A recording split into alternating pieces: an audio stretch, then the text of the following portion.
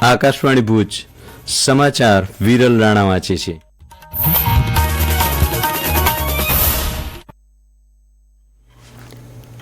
નમસ્કાર.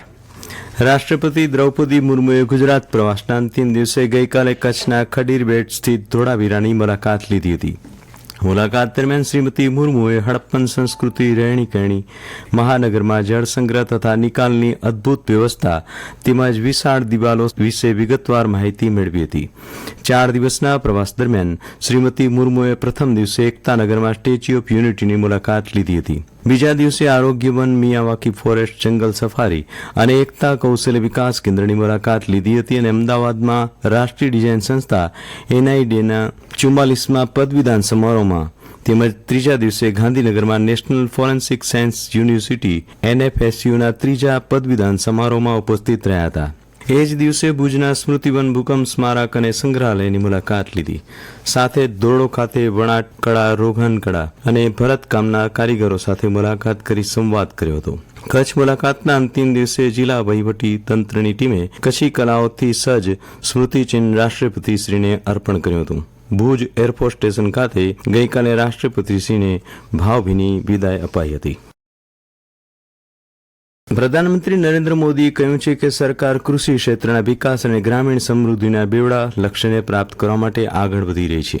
ગઈકાલે કૃષિ અને ગ્રામીણ સમૃદ્ધિ પર બજેટ પછીના વેબિનારને વર્ચ્યુઅલી સંબોધતા શ્રી મોદીએ કહ્યું કે વિકસિત ભારતના લક્ષ્ય તરફ આગળ વધવાનો સરકારનો સંકલ્પ ખૂબ જ સ્પષ્ટ છે. તેમણે કહ્યું કે પીએમ કિસાન સન્માન નિધિ યોજના હેઠળ ખેડૂતોને અત્યાર સુધીમાં લગભગ 3,75,000 કરોડ રૂપિયાની સહાય આપવામાં આવી છે. આ યોજના હેઠળ વાર્ષિક 6,000 રૂપિયાની નાણાકીય સહાયથી ગ્રામીણ અર્થતંત્ર મજબૂત થઈ રહ્યું છે. પ્રધાનમંત્રીએ કહ્યું કે સરકારે કેન્દ્રીય બજેટમાં પીએમ ધન ધાન્ય કૃષિ યોજનાની જાહેરાત કરી છે, જે સૌથી ઓછી કૃષિ ઉત્પાદકતા ધરાવતા 100 જિલ્લાઓના વિકાસ પર ધ્યાન કેન્દ્રિત કરશે. તેમણે કહ્યું કે આજે કૃષિ ઉત્પાદન રેકોર્ડ સ્તરે છે.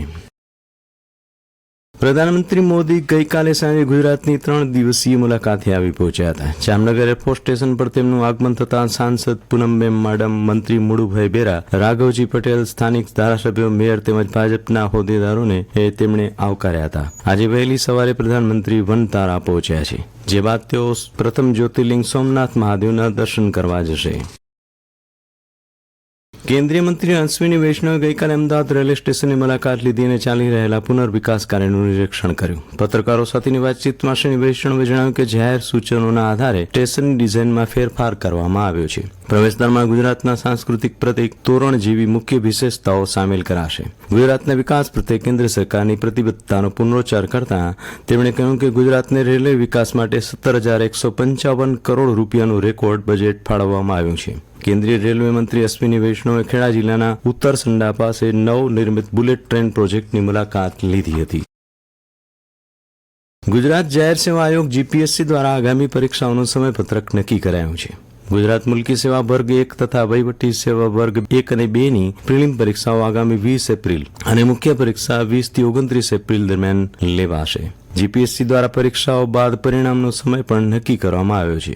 મદદનીશ વન સંરક્ષક તથા પરિક્ષેત્ર વન અધિકારી વર્ગ 2ની પ્રિલિમ પરીક્ષા આગામી 6 જૂન અને મુખ્ય પરીક્ષા આગામી 10 ડિસેમ્બરથી 17 ડિસેમ્બર દરમિયાન લેવાશે. આ ઉપરાંત હિસાબી અધિકારી વર્ગ 1-2ની પ્રિલિમ પરીક્ષા પણ આગામી 6 જૂન અને મુખ્ય પરીક્ષા 10 ડિસેમ્બરથી 17 ડિસેમ્બર દરમિયાન લેવાશે. ચેમ્પિયન ટ્રોફીની દુબઈમાં રમાનારી આજની અંતિમ લીગ મેચમાં ભારત ન્યૂઝીલેન્ડ સામે રમશે. આ બંને ટીમો અગાઉ જ સેમીફાઇનલમાં પહોંચી ચૂકી છે. આ મેચ ભારતીય સમય અનુસાર બપોરે 2:30 વાગ્યાથી શરૂ થશે. રમજાનનો ચાંદ દેખાવાની સાથે ગઈકાલ સાંજથી મુસ્લિમ બિરાદરોના પવિત્ર રમજાન માસનો પ્રારંભ થયો હતો. આજે પ્રથમ રોજો રાખવામાં આવશે. સાથે સમગ્ર મહિના દરમિયાન તરાવીહ, દાન પુણ્ય સહિતના કામો અને ઇબાદતો કરવામાં આવશે. અને આ સાથે સમાચાર બુલેટિન પૂરું થયું. નમસ્કાર.